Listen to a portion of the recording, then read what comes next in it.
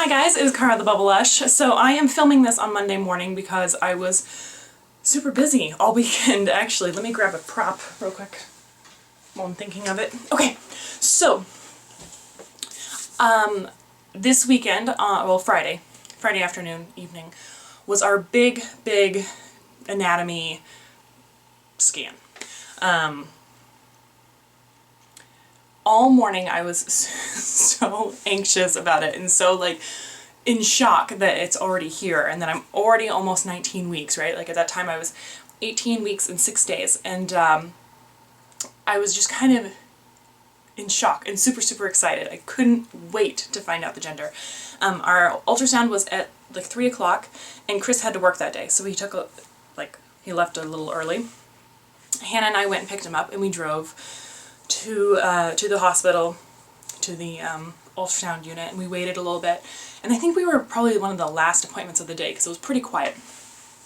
So we go back there, and the first thing they start talking to me about is do you have an arcuate or do you have a septum? So let's go back a little bit. A lot of it. When I was trying to conceive Hannah, I think it was cycle 8, I think, we did an HSG. And an HSG is a hysterosalpingogram, and basically what it is when they shoot some dye into your uterus through your fallopian tubes to make sure that everything is structurally okay, that your fallopian tubes don't have any blockages in them. And my doctor waited to do it until I was starting to favorably respond to medicine, because right after you have the HSG, since your tubes are all cleaned out, it's like a spring cleaning, the chances of conception are a lot higher. So during that HSG, they found out that my uterus is slightly misshapen. This is a prop I was talking to you about earlier. Just like my body, my uterus is shaped like a pear. Everyone's is, right? But the issue with mine is that I have an arcuate. So on the top, right where this little butt is, I have a dent, just like this. And you're not supposed to, it's supposed to be rounded. A septum, I'm not a doctor, this is what they told me. An arcuate is like an actual dip in the structure, whereas a septum is extra tissue. That make kind of sense? So like a septum can be removed, an arcuate is just like a structural dent in the top of your uterus. So it didn't really pose an issue with Hannah's pregnancy all that much that we know of. My placenta with her was on the front, so right where my tummy was. Because of that I couldn't feel her as well until she got a lot bigger. And they didn't really notice her being necessarily stuck on one side or the other in ultrasounds or anything like that. Like, it wasn't a big deal. This baby, the placenta is on the right side up here, a little bit in the front, mainly in the back. And so because it's taking up this kind of, think of my uterus as like a heart, full of love.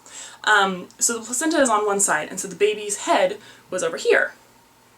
So we had baby head, body, butt, and legs were all like down here right by my cervix.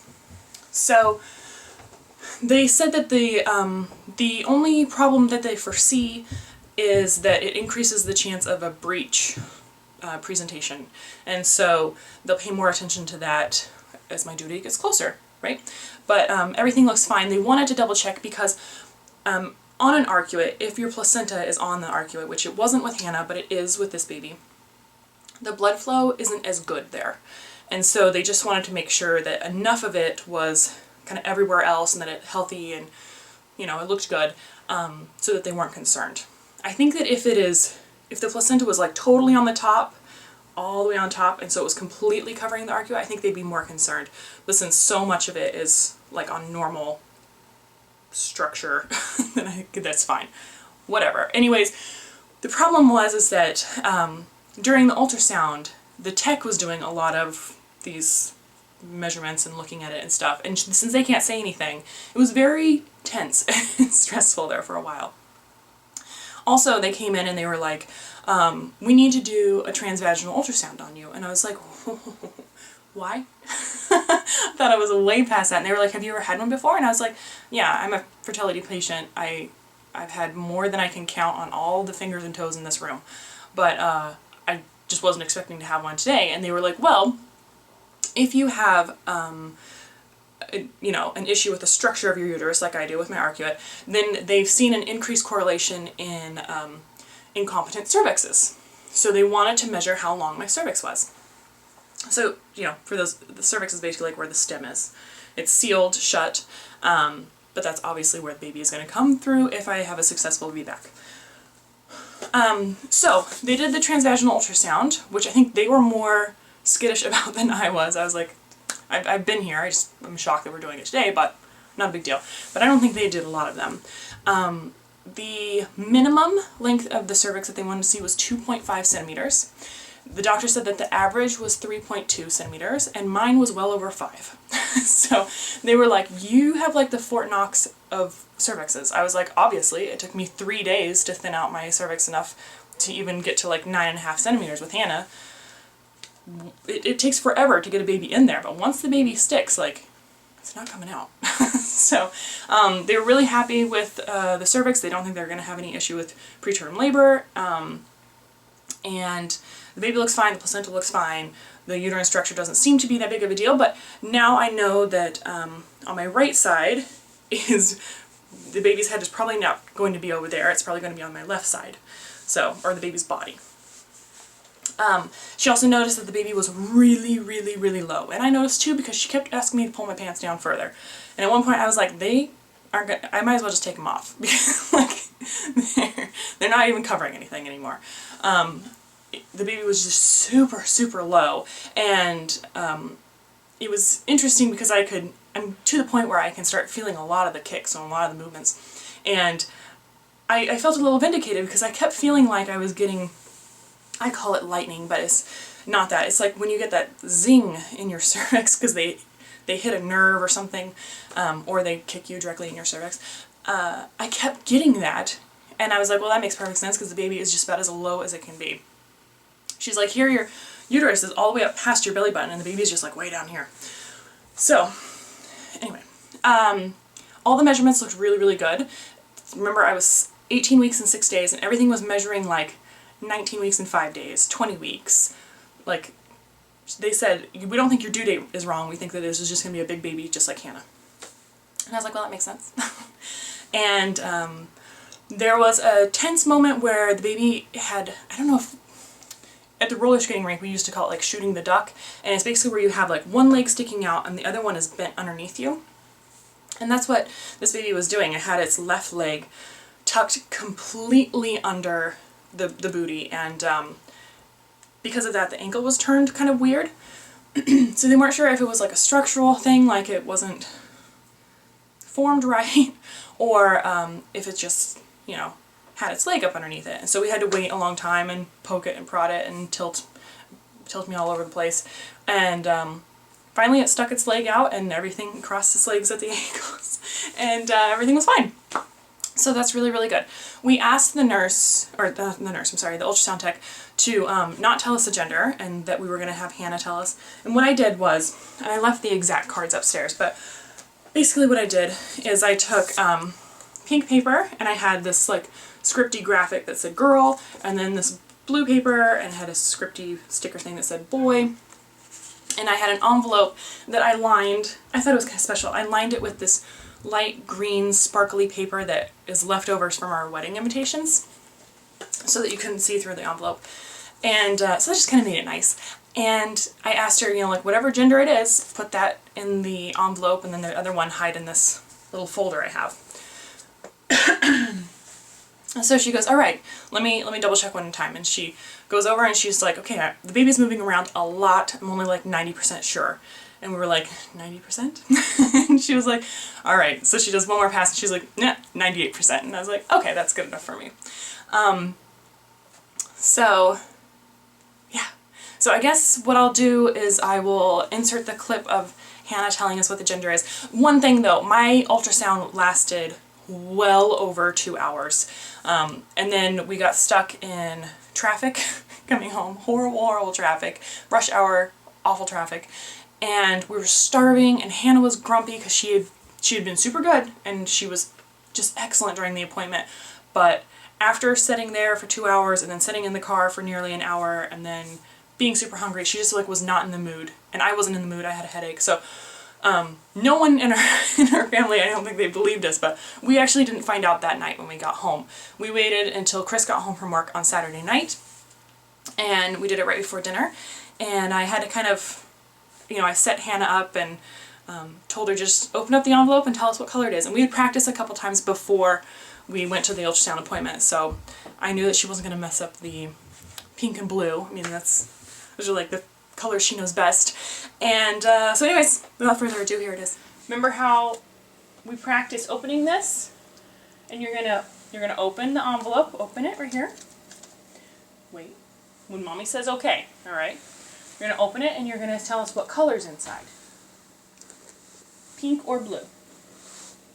Pink. You think it's pink? Yeah, pink. Or do you think it's blue? Pink. Okay, sit down. Fine. Okay, you're gonna sit right here and you're gonna tell the camera what color it is. Red. Yep, you see red. Sure thing. Oh. So it looks okay if I'm sitting here? I turned it around. You are turning around. Good job. Alright, so look at the camera. And no cheating. Mommy and Daddy. Cheese. Okay. You want to open up the envelope for us? You want to open it? Thank you. Don't look. Blue. What color is it, Hannah? Blue. Is it blue? Woohoo! Can you take it out gently? Ugh. Ugh. You want help? Whoa, whoa, whoa. Don't rip it. Here. Give me Don't help. rip it. I'll help you. You want to show the camera? Everyone was right. Go show the camera. Camera, I got. Lift it up a little. Hold it up higher. Lower. Higher. Turn the card around. Yep, that is turning around. Here. Flip it over. Flip it over. Show the camera that it says boy. Can you show the camera the letters? Well, careful. There. Now hold it up to the camera. A little higher. Back up a little bit. Come here. Why don't you come here? There we go. Okay, now. Now put it. Ooh, you're in high, Hannah. Bless you. Now hold it up. Funny. It is funny. Can you show the camera the Johnson. blue color? Vinny. Well, guess what, Hannah? You've got a little brother. Bye-bye. Mommy and Yeah. Honey. Yeah. Do you see Daddy? Daddy. I see Hannah. Can you push the red button?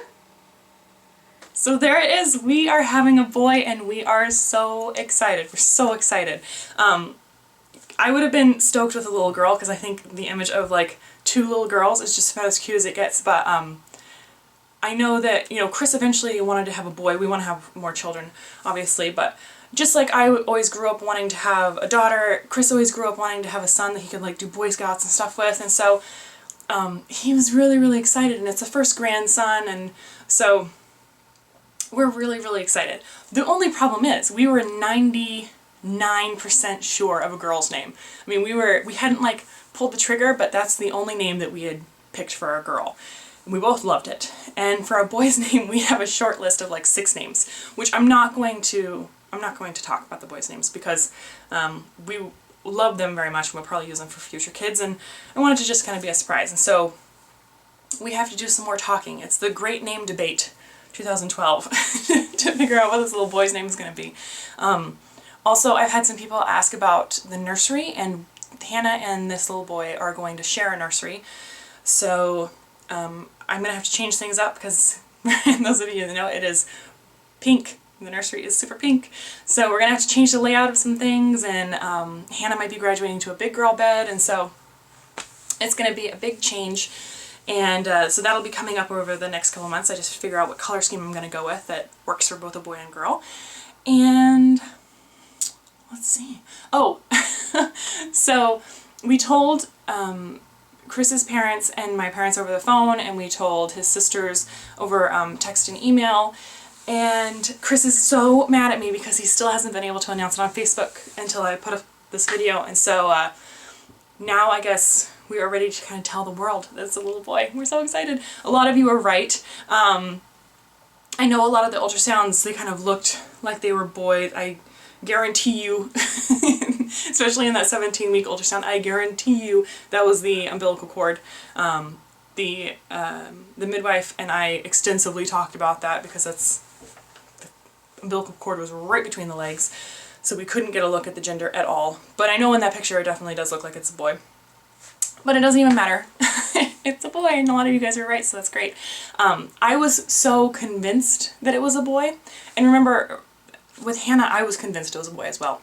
So I was convinced. I made the ultrasound check it like 5 times to be like, seriously, it's a girl? I couldn't even wrap my head around having a girl because I was just so, you know, mommy's intuition, it's a baby boy. And so even though I was so excited to have a girl, it was just a big mind shift. And this time, everyone all along has known it's a boy. So if it had been a girl, it would have been it would have totally thrown me for a loop. But I was so convinced it was a boy that before we even found out the gender, I went to Gymboree and bought a bunch of baby boy clothes. so this time I guess I trust my mom got a little bit more, or I just saved the receipt and knew I would bring them back. So I'm going to actually link to the blog post down below that has the Gymboree haul because the prices were ridiculous. You guys have got to check out the super cute clothes and the amazing deals I got. And then I have to, she actually didn't print out any ultrasound pictures. They're all on a disc, so, and I haven't even looked at the disc yet. So I'm going to do that and do another little ultrasound collage, and that'll be up on my blog too, but it might be up tomorrow. So I will link to that on my Facebook. If you're not friends with me on Facebook, go ahead and add me. I add just about everybody, as long as you don't have kind of a really sketchy looking profile. Like, if you're a normal person, I add you on Facebook, not a big deal. My name is Carla, last name theBubblelush. Super easy to find. And anything else? Oh, belly shut. I really keep forgetting about that. Okay, I don't think there's anything else, so let me turn the camera around, get set up, and I will show you the 19-week belly. Okay, so this is the 19 weeks and 2 days belly.